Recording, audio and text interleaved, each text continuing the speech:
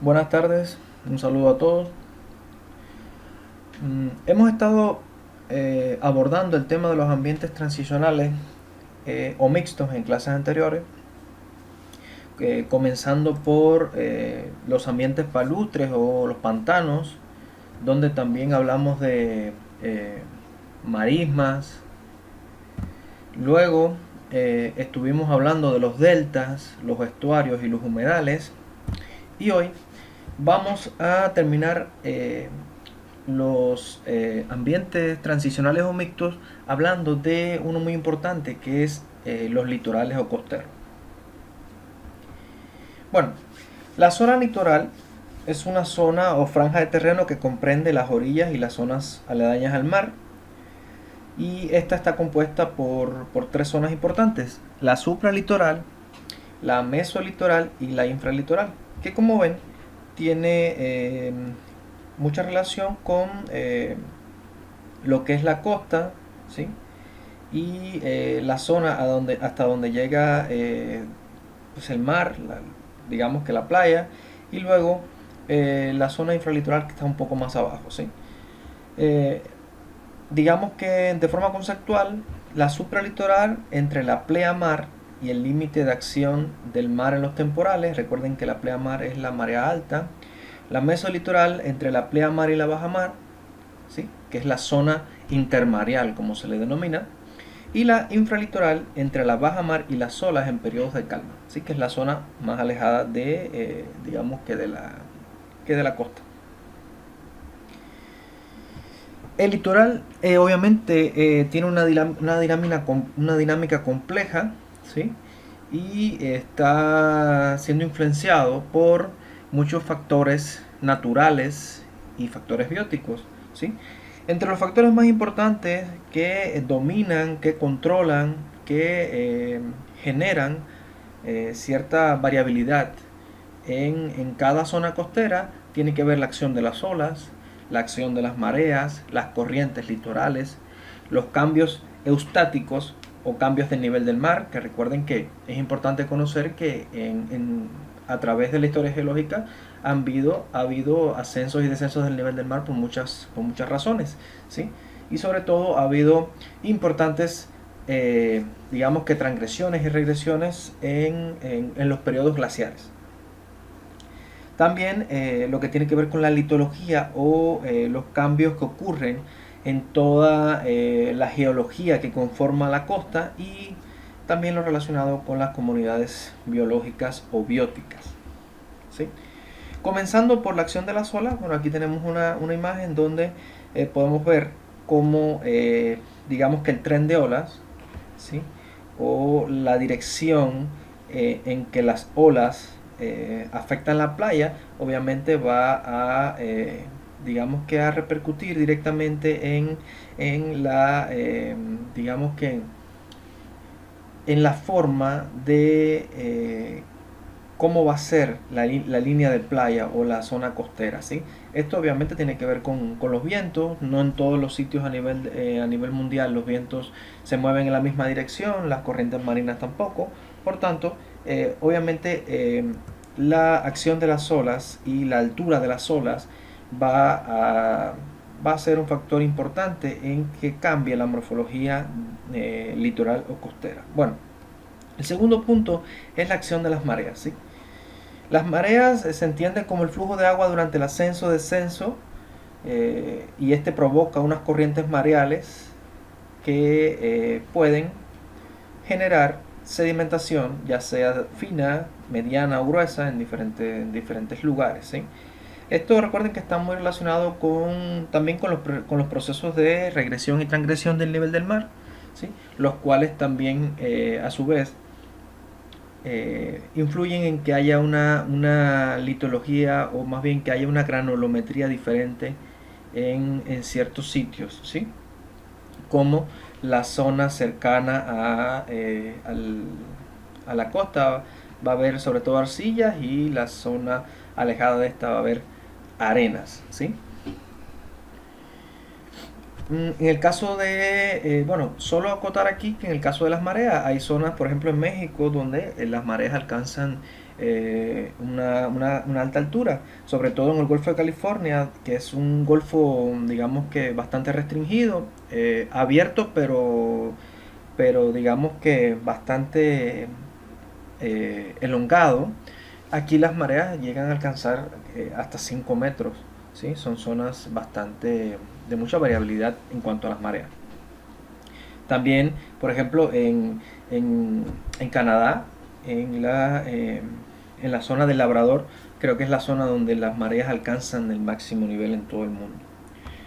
Bueno, en cuanto a las corrientes litorales, bueno, las corrientes marinas tienen que ver también con esto.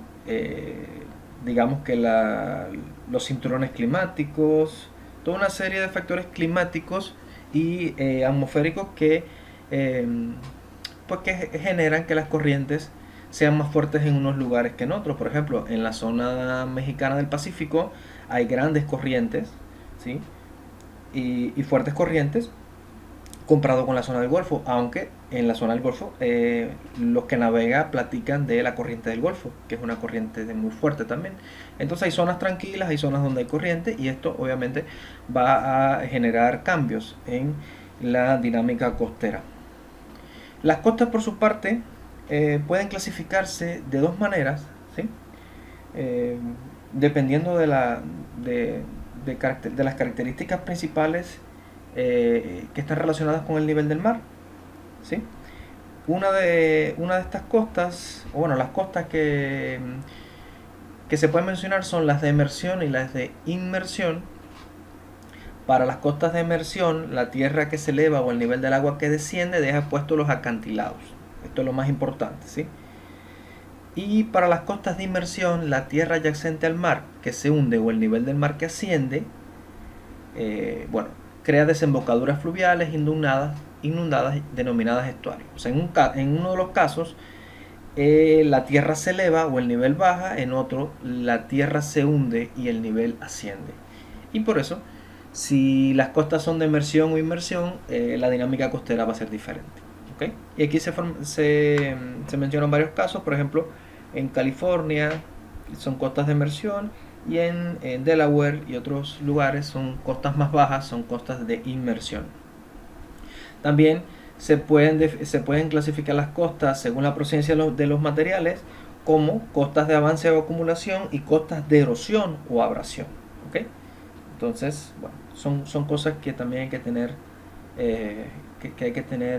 clara. Para el caso de las costas de avance o acumulación, fíjense que son costas bajas. Aquí hay abundancia de deltas, arrecifes, barras, albúferas, o sea, digamos que de la morfología más baja, o sea, no hay acantilados como tal. Y en el caso de costas de erosión o abrasión es todo lo contrario. ¿Sí? Son costas altas, rocosas o acantilados. Las costas de Islandia, por ejemplo, son costas de erosión o abrasión. Ahí los acantilados son muy grandes.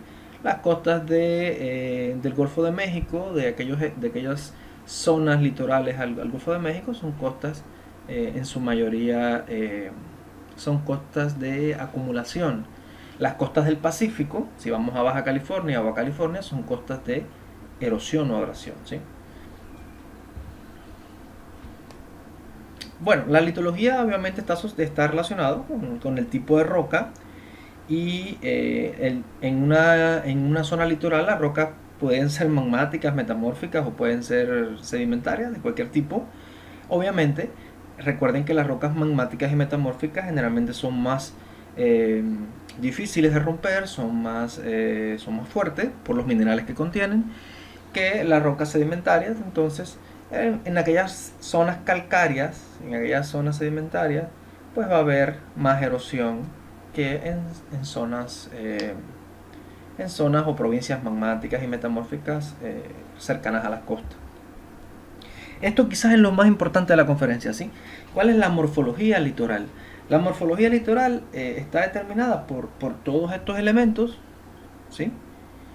Que hay que conocer, que un geólogo debe conocer. Fíjense cómo aquí están los acantilados, las plataformas de abrasión, las flechas, los tómbolos, ¿sí? Las albúferas, los sismos, playas, bahías, golfos, penínsulas, islas y archipiélagos, ¿sí?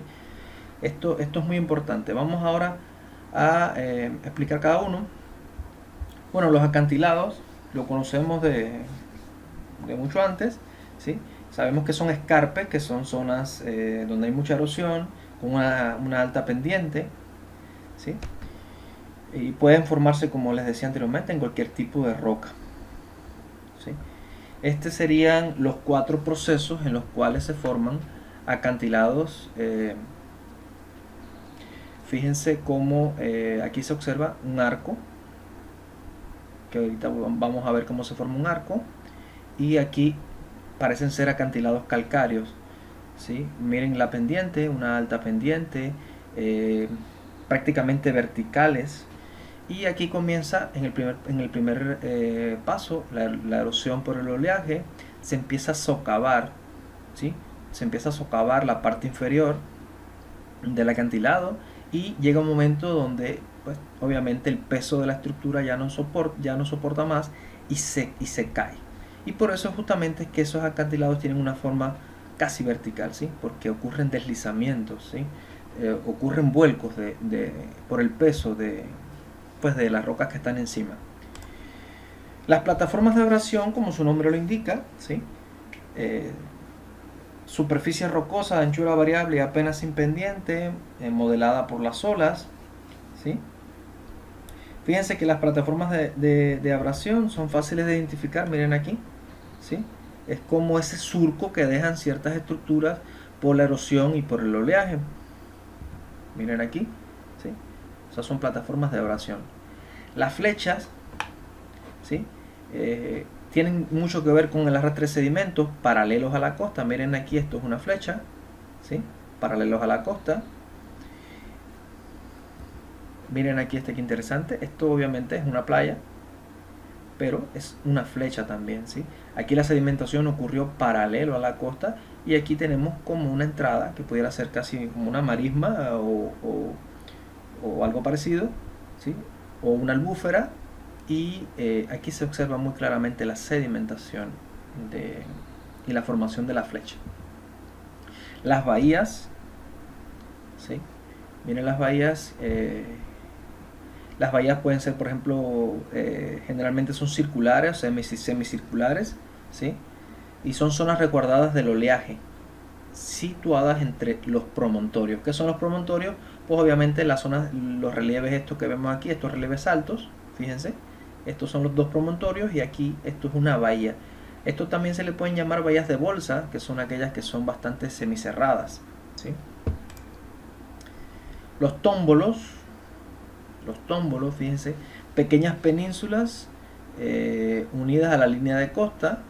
Miren aquí, por ejemplo, estos pedazos, estas porciones de tierra pegadas a la costa. Vamos a ver una imagen un poco más clara ahora. Miren, esto es mar, y aquí hay como una playa, y esto es un tómbulo. Todo esto es un tómbulo, ¿sí? ¿Qué sería esto de aquí? ¿Sí? Esto es un promontorio. Cuando se le llama promontorio es como una zona, digamos que de relieve un poco más alto, ¿sí? Y este tómbulo está conectado con tierra, digamos con la parte continental. Miren aquí, ¿ven? Esto es un tómbulo. Esta zona de aquí, este promontorio, como se le llama, es un tómbulo. Obviamente esto es una playa, una bahía, pues una pequeña bahía también. Miren aquí, ¿sí? Esto es un tómbulo. Bueno, los istmos, lenguas arenosas que unen 2 continentes o una península de continente, ¿sí? Sabemos que el istmo más importante es el de Panamá. Vamos a verlo más adelante. Miren aquí también, en México existe el istmo de Tehuantepec, que es la zona más estrecha que une dos zonas continentales, ¿sí? 2 zonas de tierra. Pues este es el de Tehuantepec, tiene 215 kilómetros. Quiere decir que aquí se pudo haber hecho quizás un canal parecido al del canal de Panamá. Es la zona más estrecha de todo México. Aquí tenemos el canal de Panamá por esta zona, por esta. El canal de Panamá es la zona más estrecha en toda esta región de Centroamérica, y aquí están las esclusas por donde pasan los barcos desde el Atlántico hasta el Pacífico o viceversa. Bueno, las playas son las formas más comunes, son muy inestables y varían en función de la climatología y el tiempo, obviamente. Recuerden que hay playas de arenas negras, hay playas que tienen arenas muy blancas, porque provienen de la erosión de rocas carbonatadas, de rocas calcáreas, otras que tienen arenas negras, provienen de la erosión y el transporte digamos, de minerales más pesados, de minerales ricos en hierro. Están, por ejemplo, las costas de Hawái, que son arenas también negras, pero con un tamaño de grano un poco mayor, porque obviamente provienen de la erosión y el transporte de rocas basálticas, de las erupciones volcánicas de esos volcanes de Hawái. Y así sucesivamente va a depender de la geología, va a depender del clima, ¿sí? de los vientos, de la erosión, de todos estos factores. Miren aquí una bahía, muy parecida por ejemplo a la bahía esta en Río de Janeiro. Sabemos que hay como un tipo de forma, tiene una forma similar a esta, todo lo que es las playas de Río. Aquí está el concepto de bahía. El Golfo, bueno, es una parte del océano o mar de gran extensión. Aquí está el Golfo de México, ¿sí? No debe confundirse con bahía. Y bueno, pues también digamos que es una megaestructura, es una estructura más grande obviamente que una bahía. Las penínsulas, extensión de tierra rodeada de mar. Aquí está la península de Itálica, por ejemplo. Y lo mismo pasa también obviamente en Baja California, con la península de Baja California. Las islas, una isla es una zona de tierra firme, más o menos extensa, rodeada completamente por agua. Recuerden que pues es fácil, son islas, cayos, como se les llama. En la Florida, por ejemplo, en vez de usar el término isla, se habla de los cayos de la Florida, que son como pequeñas porciones de tierra en el medio del mar. También las Bahamas, por ejemplo. Y miren aquí este tipo de formación. En el caso del Pacífico se llaman atolones, ¿sí? Que los atolones, en el Pacífico hay cientos, miles de atolones, ¿sí? Y hay toda una digamos que toda una serie de procesos que forman un atolón, ¿sí? Desde un proceso de levantamiento, a veces vulcanismo, hasta digamos hasta que esos atolones están rodeados por arrecifes coralinos y demás y quedan digamos que levantados del resto del océano. Y por eso los atolones son utilizados para hacer exámenes y pruebas nucleares, porque obviamente son zonas muy alejadas en el medio del mar donde pues, se pueden hacer este tipo de pruebas. Los archipiélagos es una cadena, un conjunto de islas. Fíjense, por ejemplo, en Italia, las islas eólicas al norte de Sicilia es casi como un archipiélago, ¿sí? Y los archipiélagos también tienen mucho que ver con la tectónica y con los procesos geotectónicos que ocurren, ¿sí? A veces la tectónica de placas, por ejemplo, las Islas Canarias y otras islas, Azores, tienen mucha relación con la tectónica y con la geotectónica y la tectónica de placas, y se forman archipiélagos o cadenas de islas. Bueno, hay muchos impactos en la zona litoral, ¿sí? Que afectan obviamente a las comunidades, y muchas veces, o la mayoría de las veces, las comunidades y los seres humanos somos los responsables de que esos impactos sean mayores cada vez, ¿sí? Hay procesos de erosión y sedimentación, de salinización, de contaminación litoral y por la presión demográfica, ¿sí? La zona litoral es una zona muy frágil, donde los asentamientos humanos la afectan constantemente, ¿sí? Miren aquí el retroceso de acantilados por la urbanización. Miren aquí procesos de erosión litoral. Miren, por el tema de las corrientes y de las mareas, el oleaje, ¿sí? Miren aquí, pues casas que están en los acantilados muy cercanos al mar. Vienen huracanes, ciclones tropicales y comienzan las intensas lluvias y pues comienzan los desplomes y los derrumbes de estas viviendas. Y pues estos son algunos datos sobre los peligros y riesgos de la dinámica litoral. Aproximadamente el 75% de la población mundial vive a menos de 1.5 kilómetros de la línea de costa, obviamente porque por la atracción turística que tiene esto. Y uno de los procesos más importantes, procesos digamos geológicos o fenómenos geológicos, es la erosión, los deslizamientos, ¿sí? Entre otros. Y por último, pues si vamos a hablar de depósitos litorales, digamos que primero se forman por la acción dinámica de las corrientes, oleajes y mareas. Los sedimentos pueden ser finos hasta más gruesos, los finos obviamente los fangos y la materia orgánica, en las zonas de delta y estuario, o sea en zonas un poquito más alejadas de la costa, hasta los depósitos de tipo arenoso, gravoso, incluso con guijarros en la zona más pegada al mar. ¿Okay? Entonces, pues así van a ser los tipos de depósitos que se van a observar en la zona litoral. Espero que les haya servido y muchas gracias por